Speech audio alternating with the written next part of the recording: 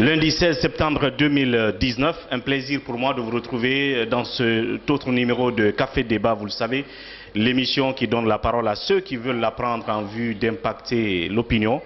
Eh bien, le numéro du jour est consacré au sujet qui se trouve sur toutes les lèvres.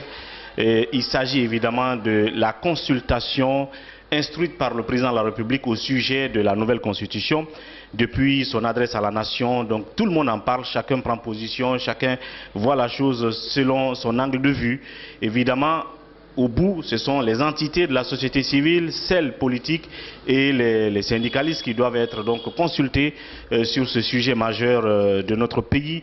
Et c'est pour cela justement que nous décidons de donner la parole à un acteur de la société civile, pas des moindres, Dr Dansa Kourouma, président du CNOX, Conseil national des organisations de la société civile de Guinée, qui va nous donner sa façon de voir cette démarche instruite par le président de la République, qui doit être mise en œuvre. Elle l'est déjà d'ailleurs depuis un certain jour par le Premier ministre. Quelle est la position du CNOX sur cette situation? Il nous en parlera tout à l'heure.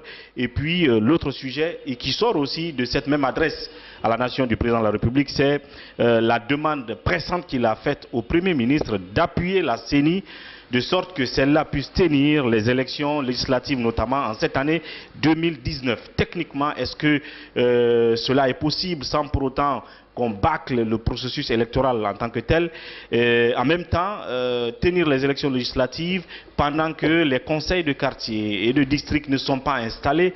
Est-ce que cela est une bonne démarche? Le regard de Dr Dansa aussi sur ce sujet, nous le recueillerons tout à l'heure. Mais aussi, on termine par la vie même de cette entité, c'est-à-dire du CNOX, qui tend vers son assemblée générale, à l'occasion de laquelle, sans doute, on renouvellera ses instances et sans doute ses responsables.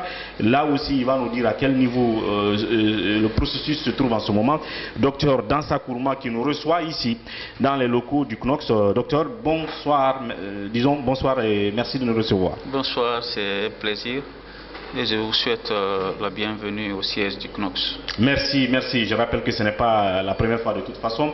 Alors oui, comme je l'ai dit tout à l'heure, les sujets majeurs du moment, c'est cette affaire de nouvelle constitution avec la sortie du président qui donne une nouvelle orientation au débat, cette fois-ci demandant au Premier ministre d'ouvrir des larges consultations. D'ailleurs, il a commencé parce qu'il a déjà reçu certaines entités, il a été à l'Assemblée nationale, il a reçu le Conseil économique et social, et le médiateur de la République, ainsi de suite. Vous, d'ores et déjà, quel est votre regard, quelle analyse vous faites de cette démarche instruite par le président? D'abord, je précise que le Premier ministre, chef du gouvernement, est une institution prévue par la Constitution, et qui est le deuxième organe du pouvoir exécutif, entre autres attributions du Premier ministre. Il dispose de l'administration, nomme aux emplois civils, excepté ceux réservés au président de la République, mais également il est garant du dialogue social et politique. Et le dialogue est si important en démocratie que ça permet aux acteurs de s'accorder sur les grandes orientations politiques du pays, et nonobstant le rôle de l'Assemblée nationale ou des autres instances consultatives comme le Conseil économique et social. Et les acteurs politiques et sociaux sont souvent appelés à se prononcer sur des questions d'intérêt national. Alors à ce titre-là, le Premier ministre est en plein droit d'adresser des correspondances aux acteurs de la vie sociopolitique pour échanger avec lui sur des préoccupations de l'heure. Que ces préoccupations portent sur la Constitution ou que ça porte sur les élections, bref, la situation, l'environnement sociopolitique du pays, il revient à chaque acteur en toute responsabilité de répondre à cet appel et d'opposer au Premier ministre de la contradiction si c'est nécessaire et donner les points de vue sur les sujets d'actualité. En tout cas, nous, au niveau du CNOX, quand nous avons été interpellés là-dessus, nous avons organisé une réunion du bureau élargi aux organisations membres, et cette réunion nous a permis de définir un ensemble d'orientations dont la première est d'aller écouter le Premier ministre. Ce n'est pas nous qui avons demandé la consultation. Celui qui a demandé la consultation a sûrement un ordre du jour à présenter et des questions à nous poser. Deuxième chose, on a travaillé sur les questions possibles qu'on peut aborder en tenant compte de l'actualité nationale et quelle est la réponse que le CNOSS doit apporter. Et la troisième chose, on a posé des conditions dont la première, c'est le respect de la loi, c'est-à-dire le respect de la légalité n'est pas négociable en démocratie. Le socle de la démocratie, c'est naturellement la loi. Alors, donc, la troisième chose que nous avons retenue, on n'a pas à trancher. S'il y a des questions qui nous sont posées, on retourne à l'Assemblée qui nous a mandatés et cette Assemblée est souveraine pour entériner ou prendre une quelconque position. Une fois encore, je trouve inacceptable qu'un chef de l'État, quel que soit ce qu'il représente pour les uns et pour les autres, selon la Constitution que tout le monde défend, le chef de l'État est le premier magistrat du pays, il est le chef des institutions et garant de la stabilité de l'État. Alors, il instruit un Premier ministre aussi légal, prévu par la Constitution, dans une attribution qui lui est conférée par la Constitution. Je ne vois pas pourquoi nous allons refuser de répondre à cet appel. Bien. Ça, c'est la première chose. La deuxième chose, quand on veut gouverner un pays, je m'adresse à ceux qui veulent diriger ce pays, que ce soit vous et moi ou d'autres personnes qui ont des ambitions. Quand on prétend gouverner un pays, il faut avoir la posture d'homme d'État et respecter les institutions de l'État.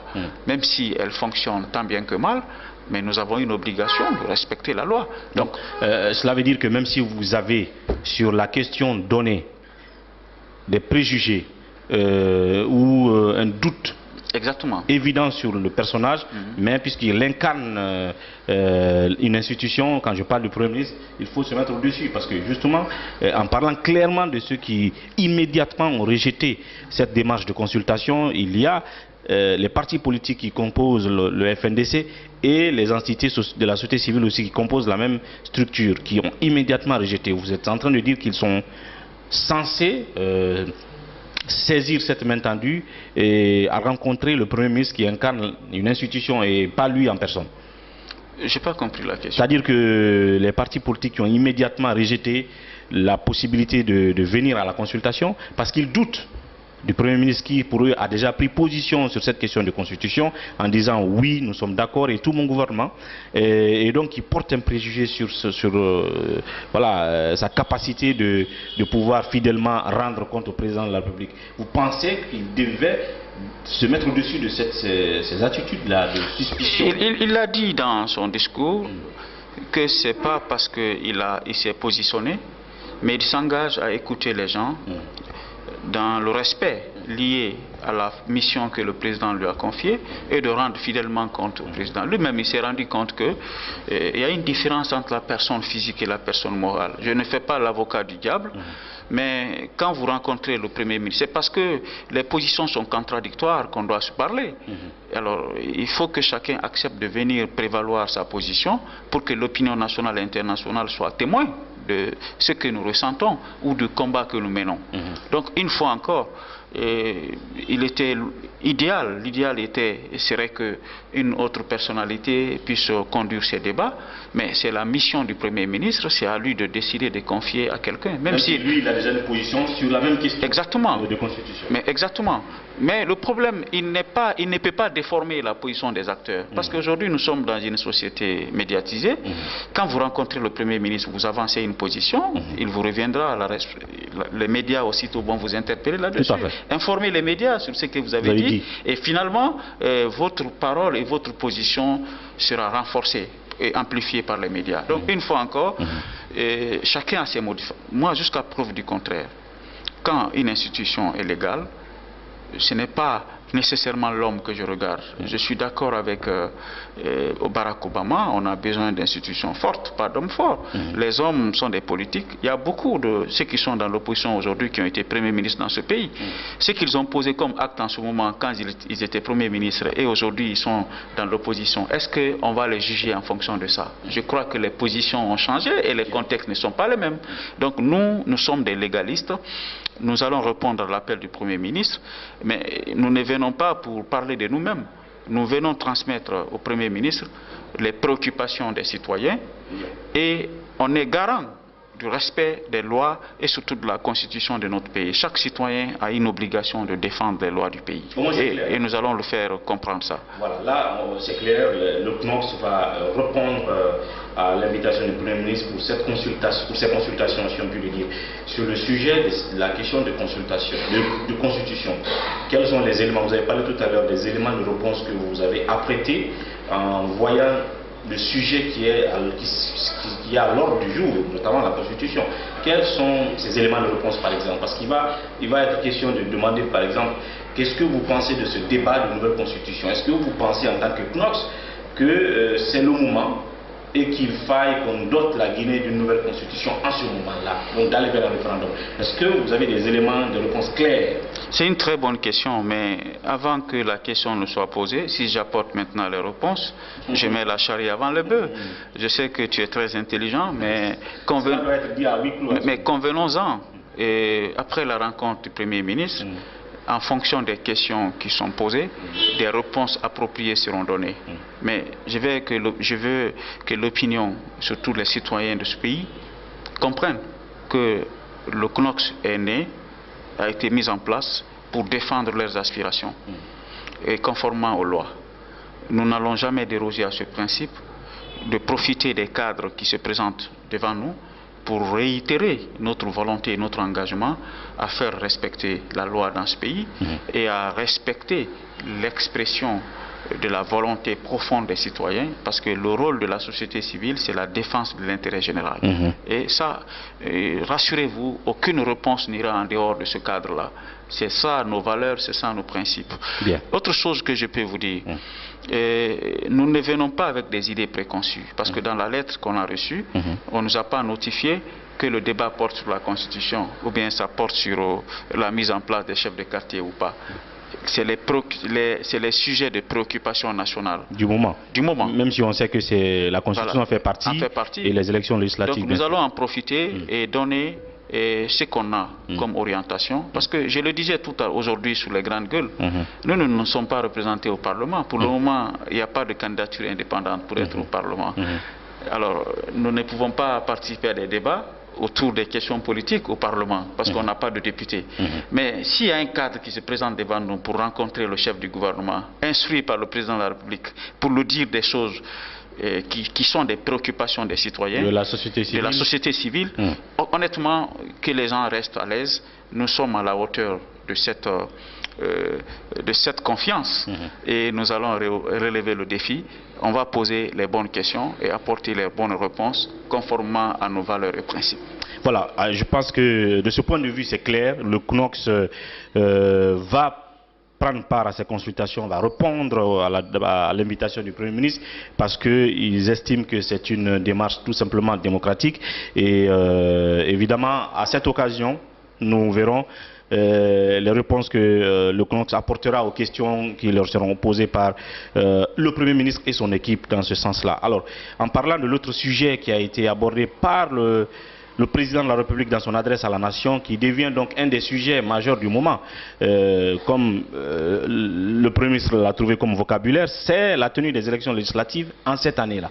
Le président a demandé au gouvernement d'appuyer la CENI pour que celle-là puisse tenir ces élections en cette année 2019. On sait qu'avant, il y a eu déjà la retraite de Kindia, où la CENI a donné une sorte de chronogramme global avec les défis qu'il fallait relever avant telle période. Vous, qu'est-ce que vous pensez de cela, de cette nécessité exprimée d'abord par le président? Vous pensez qu'on peut les tenir cette année 2019, ces élections-là? Alors, c'est une très bonne question. Et moi, je salue la volonté du président de la République d'organiser les élections rapidement, dans les meilleurs délais.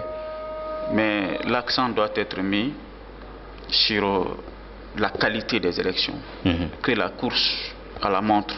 Parce qu'on parle d'assemblée, pour renouveler l'assemblée. L'assemblée a un mandat déjà échu, mais la loi a prévu qu'ils peuvent rester en place jusqu'à l'installation de la nouvelle assemblée. Alors, ceci étant, on n'a pas de course à la montre.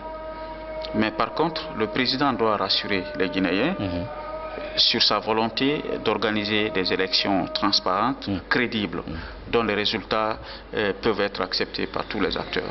Pour moi, cet engagement à qualifier le processus électoral. C'est ça la posture républicaine. Le délai, c'est certes important parce qu'il y a des échéances majeures qui se présentent, mais je crois que l'accent doit être mis. Notamment la présidentielle qui doit être faite dans le délai. Dans le délai fixé par la Constitution. Alors, ceci étant, tout le monde a reproché le pouvoir de ne pas vouloir organiser les élections. Alors, si le président veut organiser les élections, récupérons la balle en rebond et veillons à ce que les garanties de transparence et de crédibilité soient réunies pour les élections. Mais je ne serai pas d'accord avec ceux qui n'auront pas la volonté d'aller aux élections. Mais il faut insister sur la qualité des opérations. Comme la CENI a été mise en place de manière consensuelle par les acteurs politiques, par la société civile et l'administration, donc 90%, plus de 90% sont issus de partis politiques. Jusqu'à preuve du contraire, nous avons confiance à la CENI. Bien.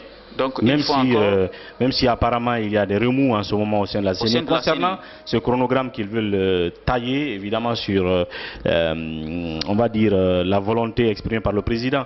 Et de l'autre côté, vous avez des partis politiques de l'opposition qui estiment que cette sortie du président sur la question des législatives est un réveil tardif et pour eux, qui cache un agenda, c'est-à-dire d'aller vite fait à ces élections pour s'aménager une sorte de majorité confortable à l'Assemblée pour que si jamais la question de constitution n'est pas réglée par voie référendaire et qu'il passe par l'Assemblée, par cette majorité, pour se doter de cette nouvelle constitution. C'est un peu la lecture moi je suis en politique, il faut penser au pire.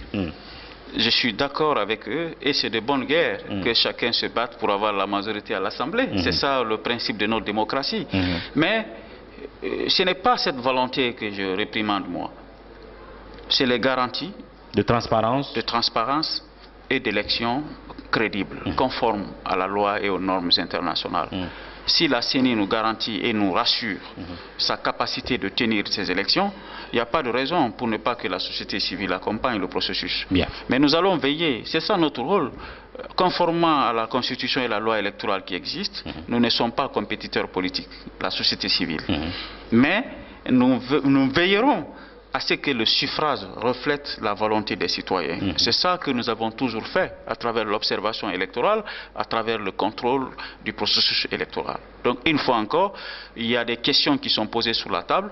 La CENI a pris acte de la volonté du président, mais en tant qu'institution indépendante, elle doit veiller à ce que le chronogramme soit conforme aux bonnes pratiques en matière d'organisation des élections, que le chronogramme reflète les prescriptions du code électoral. Si la CENI est capable de rassurer l'opinion sur ça, il n'y a pas de raison, on n'a pas à avoir peur. Et vous personnellement, est-ce que, ou sinon vous, en tant que la voix du FNOX, vous voyez une certaine capacité transparaître dans les actions de cette CENI-là en termes de transparence à infliger au processus, et puis vous avez cette question de recrutement de l'opérateur qui suscite un doute sérieux chez l'opposition, surtout chez l'UFR, qui à un moment donné se focalise, se braque sur la CENI comme quoi elle veut faire les choses selon la volonté d'Alpha Condé. Et entre-temps, la CENI qui dit qu'elle ne recrutera plus d'opérateurs à l'international pour le travail puisqu'ils ont acquis les matériels qu'il faut et tout et tout. Qu'est-ce que tout cela vous inspire? Non, ce qui me rend... ce qui me complique un peu l'analyse, c'est qu'on a exigé que la CENI soit changée. Elle a été changée au bon vouloir des acteurs politiques. En société civile, j'ai pris la parole plusieurs fois dans votre émission pour dire qu'une CENI politique n'arrangerait pas la Guinée. Parce que les politiques ne sont pas souciés du renforcement du processus démocratique. Chacun a son intérêt en jeu. Donc une fois encore, si cette CENI a été changée, mise en place, et le président actuel de la CENI a été élu à l'unanimité, presque des commissaires, ça veut dire que l'opposition et mouvance, ils ont confiance. Une dose de confiance quand même qui est là. À l'équipe actuelle. Mais il ne faut pas mettre ça en doute. Parce que, non, il faut faire confiance à la CENI et les prendre, les juger sur les actes. Alors, ne pas prendre un opérateur international sur la base d'équipements certifiés, c'est une décision de la CENI. Il faut qu'on souffre d'accepter il faut respecter cela. Les décisions souveraines de la CENI. C'est très très important. Moi, je n'accepterai pas qu'on change la CENI ceux qui ont demandé de changer la CENI disent encore au lendemain qu'ils n'ont pas confiance à cette CENI. Non, c'est incohérent politiquement tout court. Il faut qu'on arrête de jouer avec le budget, avec l'argent des contribuables guinéens. Et si on n'a pas confiance à la CENI, mais qu'on laisse l'administration organiser les élections. Mais on ne peut pas changer la CENI chaque fois. Et après, le lendemain du changement, dire qu'on n'a pas confiance à cette CENI. Je ne vais pas dire que je ne dédouane pas la CENI. Le modèle de CENI que j'ambitionne pour la Guinée n'est pas celle qui existe aujourd'hui. Ça, c'est un point de vue en tant qu'activiste. Mais si les rapports de force, un dialogue politique a permis de changer la CENI et de la configurer conformément à la loi, qu'on accepte de grâce à respecter la volonté de la loi. Voilà. Donc, une fois encore, ceci, je ne veux pas dire qu'on ne doit pas contrôler ce que la CENI fait. Il faut évaluer les actes et les décisions de la CENI et voir si c'est conforme à la loi. Mais en leur sein, il y a des commissaires responsables au sein de la CENI. Au moment opportun, ils sont capables de prendre devant l'histoire et devant les hommes, des décisions responsables. Voilà, toujours sur cette question de tenue des élections législatives demandées par le président, il y a quand même un autre processus électoral qui est inachevé. C'est l'installation des conseils de quartier et de district. On va en parler tout à l'heure dans la deuxième partie de cette émission, juste après cette petite pause.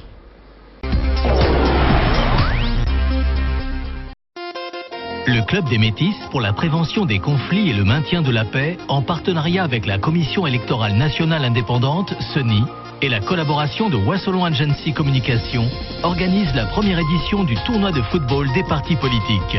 Pour promouvoir le fair play politique en vue d'instaurer un climat de non-violence dans la pratique de la politique en Guinée, 16 partis politiques se donnent rendez-vous autour du cuir rond. Quel parti politique remportera cette première édition du tournoi de football des partis politiques? Rendez-vous en septembre 2019. Institution républicaine et non gouvernementale, associez votre image à cet événement inédit. Contact 624 26 92 42, 664 24 61 06. Merci de nous retrouver dans cette deuxième partie de Café Débat, ici au siège même du CNOX, pour parler des sujets du moment. D'abord, nous avons parlé de cette affaire de consultation au sujet de la nouvelle constitution qui est donc menée en ce moment par le Premier ministre, instruite par le chef de l'État lui-même.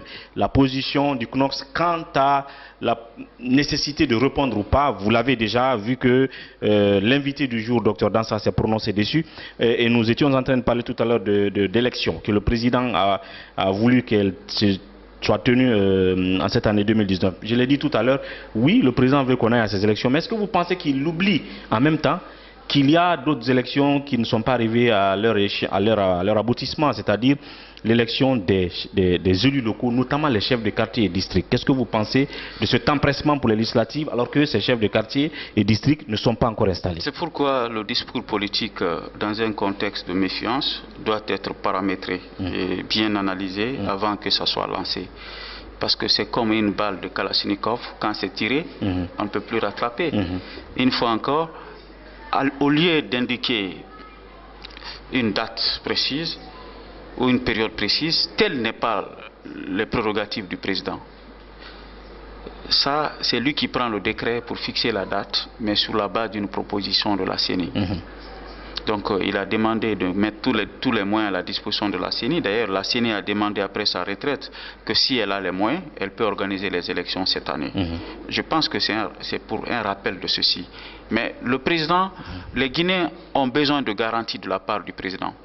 Sa volonté d'organiser des élections libres, transparentes, régulières et inclusives surtout, parce qu'on parle d'élections législatives. Tout à fait. Il ne faut pas faire comme au Bénin, une assemblée composée monocolore. Non, ça sera un recul pour la démocratie. Le président Alpha Condé a beaucoup lutté pour que les règles démocratiques soient respectées. Je crois qu'il doit en même temps instruire au Premier ministre de s'assurer que toutes les garanties sont réunies pour que ces élections soient des élections propres.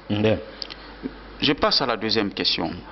Mais toujours est-il, le processus électoral portant sur les élections communales n'est pas encore achevé. Vous l'avez bien dit. Mais si vous vous rappelez, le communiqué de presse que le CNOX a sorti pour, je pense en avril 2019, pour prendre position par rapport à ce débat sur la Constitution, on a insisté qu'au lieu de parler de constitution maintenant, il y a un processus électoral qui est en cours, inachevé.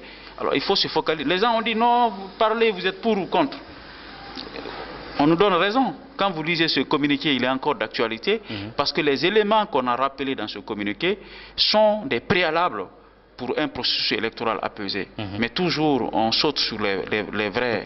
En réalité, il n'y a pas eu de pression sur l'État pour qu'on achève ce processus. Exactement. De la part des partis politiques eux-mêmes. Et de la société civile. J'ai l'impression que les conseils communaux qui sont mis en place, honnêtement, ont été mis en place sur la base d'un code électoral que le CNOX a rejeté. On n'était pas d'accord sur ce code électoral, mais ça a été voté à la va-vite par les majorités au Parlement. L'opposition et la mouvance se sont entendus. C'est seul l'UFR s'est abstenu par rapport à ce truc. Mais aujourd'hui, l'UFR est déjà avec les autres dans un même bloc politique. Alors, que chacun tire les conséquences de ses actes. Les élections communales ont été bazardées, massacrées grâce à une complicité de l'opposition. Et cette complicité arrange la mouvance parce que ça lui permet de bypasser les étapes pour aller à une étape suivante. Donc si le président n'a pas fait cas à l'installation de ces élus locaux, c'est parce qu'il a vu que ça n'a pas d'intérêt sûrement chez les autres acteurs. Peut-être, mais lui, il ne doit pas se soucier qu'il ait de l'intérêt ou pas. En tant que chef de l'État, en tant que démocrate, il doit s'assurer que tous les maillons de la chaîne soient en place pour aller à l'étape suivante. C'est ça que je reproche au discours du président. Il n'a pas pris en compte, c'est-à-dire les garanties que le citoyen a besoin aujourd'hui, je ne les ai pas retrouvées dans le discours. Mais par contre, c'est de dire qu'il faut les élections cette année. Politiquement, c'est correct, c'est une volonté politique, parce qu'on ne peut pas aller à des élections sans volonté politique. Donc une fois encore, je parle aux auditeurs et je mets en garde, si on ne prend pas garde, tout le calendrier électoral guinéen sera désaxé. On se retrouvera à une année ou 2 années sans élection. Parce que si on continue à faire la surenchère, à un moment où notre processus électoral n'est pas encore clean, je suis désolé, on va retarder les agendas et on sera à une période où les institutions vont perdre leur légitimité. Parce que l'opposition n'a pas pu bouder l'Assemblée quand elle savait bel et bien que le mandat de cette Assemblée était échu. Donc une fois encore, j'insiste et je persiste là-dessus, nous avons des préoccupations sur la qualité des élections, sur le caractère démocratique des consultations électorales, et nous allons les poser à qui de droit. Parce que c'est le Premier ministre qu'on nous a présenté comme interface, on le rappellera. Qu'est-ce qu'il faut réunir comme conditionnalité pour parler d'élections législatives, et on exigera à ce que les élections qui sont déjà engagées, notamment les élections générales, les élections régionales et la mise en place des chefs de quartier soient achevées. Ça, c'est une complicité coupable entre l'opposition et la mouvance qui nous a mis dans cet état de fait, parce que nous avons toujours dénoncé ce code électoral, parce que c'est un code d'arrangement qui ne permettait pas de consolider les bases de notre processus démocratique. Voilà. Et puis nous achevons cette émission évidemment sur l'aspect, la vie même du CNOX, dont Dr Dansa est le président. Le CNOSC vers son assemblée générale. À quelle étape sommes-nous aujourd'hui dans les préparatifs de cette assemblée? Une fois encore, parce que la répétition est pédagogique, c'est quoi l'aboutissement de cette assemblée générale cette fois-ci? C'est une très bonne question, et je précise que c'est seul le CNOX fait une assemblée générale régulière pour renouveler ses instances. Pour preuve, depuis que notre organisation est créée, je suis le 3e président élu. Et je connais nombre d'organisations en Guinée qui n'ont jamais fait de congrès. Et aujourd'hui, qui ont toujours les mêmes présidents, et des présidents qui s'autoproclament à la tête des institutions. C'est vrai, on a pris du temps, mais il faut aller lentement. Nous avons déjà fini les étapes sous-préfectorales, on a fini les étapes préfectorales, et on a fini à 90% les étapes régionales. Ça veut dire quoi? Entre l'émission qu'on a eue et aujourd'hui, on a déjà fini de renouveler tous les conseils régionaux, sauf un seul conseil qui reste.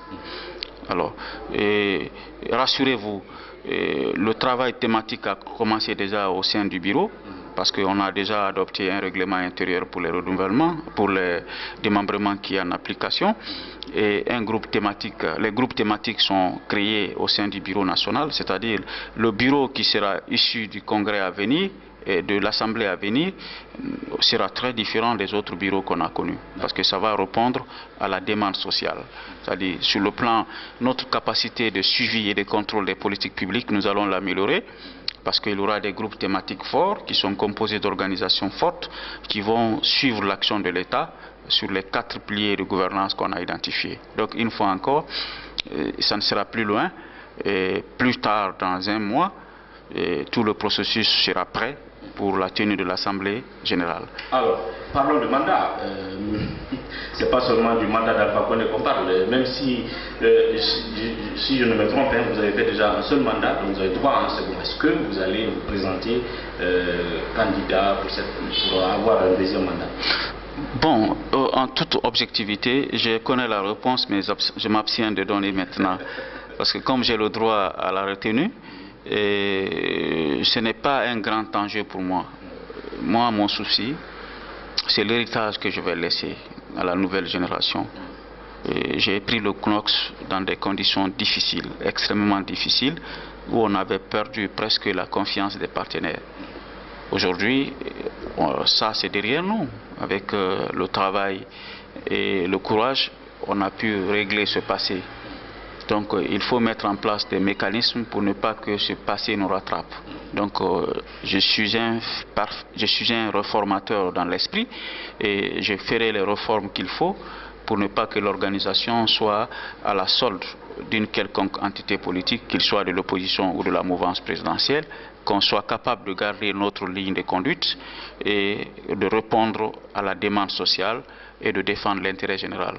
Ces réformes-là ont été déjà menées dans toutes les régions de la Guinée et au niveau national, c'est une formalité qui est importante, mais je crois qu'il y a un consensus, c'est un consensus qui a prévalu, le renouvellement de toutes les instances à la base. Et une fois encore, nous allons œuvrer à ce que le CNOCS prenne une direction qui le rend invulnérable à la manipulation et à la récupération politicienne. Malgré que certaines personnes pensent que le CNOCS est proche du pouvoir, c'est de bonne guerre. Parce que ce n'est pas du tout ça, le CNOCS n'a pas de couleur politique. J'ai même pas besoin de le dire. Ceux qui me suivent, ceux qui suivent le CNOCS, ceux qui connaissent nos démembrements à l'intérieur du pays le savent. Mais on n'est pas là pour combattre le pouvoir. Il faut bien qu'on soit très clair, nous ne sommes pas un parti d'opposition. Je veux laisser ce travail-là à l'opposition, de combattre le pouvoir et de prendre le pouvoir par les voies légales. Mais le CNOCS veille à ce que les aspirations profondes des citoyens soient appliquées par ceux qui sont aux affaires, parce qu'on sert d'interface entre les citoyens et les pouvoirs publics. Ce travail d'interface nous amène à avoir une lecture avec assez de discernement et éviter d'être perçu comme un blocus au processus de développement du pays. Mais on n'accepte pas tout. Donc il y a des questions sur lesquelles on n'acceptera pas, et ça il faut que vous soyez sûr de notre capacité à nous opposer à ce qu'on considère être illégal, et ce qu'on considère être liberticide, ce qu'on considère être comme un recul de la démocratie, parce qu'on existe parce qu'il y a la démocratie. Donc nous devons veiller à ce que ces règles démocratiques soient préservées zèleusement. Voilà. La parole à ceux qui veulent la prendre en vue d'impacter l'opinion, c'était donc le Dr Dansa Kourouma, président du CNOCS, Conseil national des organisations de la société civile de Guinée, qui prenait la parole aujourd'hui dans ce numéro de Café Débat. Docteur, merci et surtout de nous avoir reçus ici. Merci beaucoup. À très bientôt. À bientôt. À vous, merci de votre attention. À demain pour un autre numéro avec un autre invité. D'ici là, prenez soin de vous et au revoir.